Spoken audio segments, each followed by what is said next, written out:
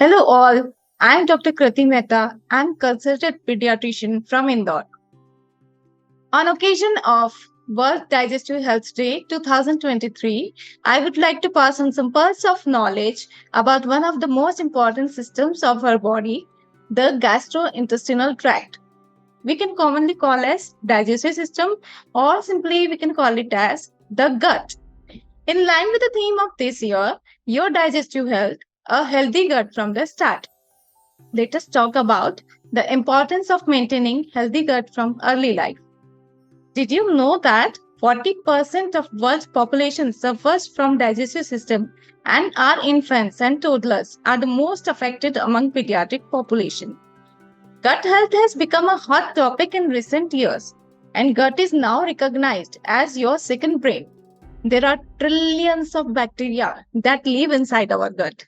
These bacteria play a very important role in keeping children mentally and physically fit. And they also reduce the risk of serious disease and illness in future life. The famous Greek philosopher Hippocrates once said, all disease begins in the gut. And this is because our 70% of the immune system lies in the gut. The most commonly observed problems of the gut include first, constipation, second, hyperacidity, and third, diarrhea. Constipation affects about 30% of the children. Hyperacidity affects 22 to 25% of the infants in India. And constipation is the most common is the most common cause of stomach pain in children and is often overlooked. हमारे पास में OPD में commonly patients आते हैं newborn period से ही आते हैं and the first symptom commonly जो parents लेकर आते हैं वो होता है बच्चे का पेट फूल रहा है, बच्चा वॉमिटिंग कर रहा है, बच्चे को बार बार दस्त हो रहे हैं या फिर बच्चे को 7-8 दिन से दस्त ही नहीं हुए। तो ये सारी जो प्रॉब्लम्स है सारी गट से रिलेटेड ही होती है।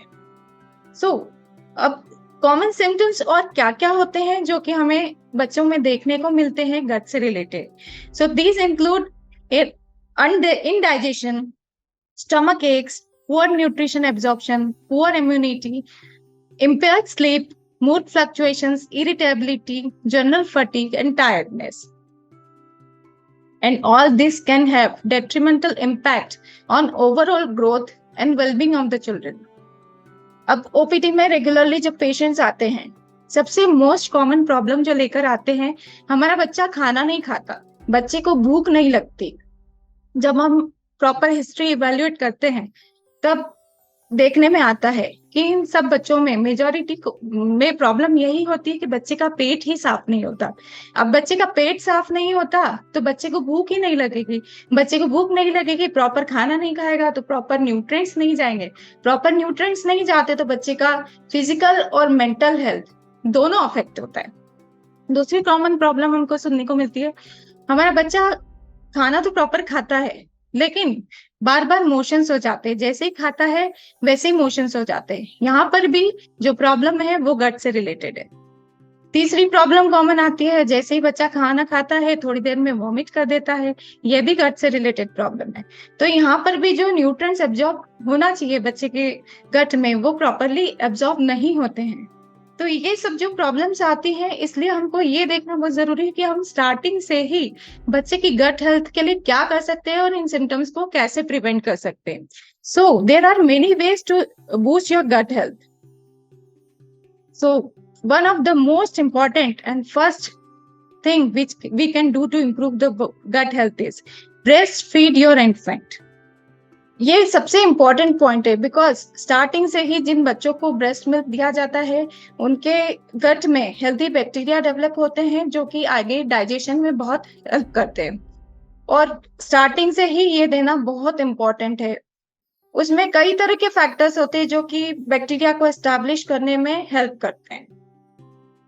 Second thing, include more fibre in the diet. जैसे ही आप अच्छे फाइबर्स इंक्लूड करने लगते हैं तो बच्चे के जो कॉन्स्टिपेशन से रिलेटेड सिम्टम्स है वो भी रिलीव होने लगते हैं। Third, cut down on fatty foods. ये आजकल जो खान पान है, जो बच्चे बाहर जाके फ्रिक्वेंटली पैकेट फूड्स खाते हैं, जो बार बार आउटिंग होती है, तो यहाँ पर हमें ये बहुत ध्यान देना चाहिए। हमें बच्चों को जो है फैटी फूड से अवॉइड करना चाहिए। इंस्टेड हम हेल्दी फूड की तरफ उनको ध्यान देने की, हेल्दी फूड के लिए हमें और encourage करना चाहिए। Fourth, opt for probiotics। Fifth, give your child small and frequent meals. जब हम बच्चे को छोटे छोटे मील्स देते हैं और बार बार देते हैं, तो बच्चे की जो हाइपर एसिडिटी से रिलेटेड, जो वॉमिटिंग से रिलेटेड सिम्टम्स होते हैं, काफी हद तक रिजॉल्व होते हैं। Sixth, encourage adequate water intake.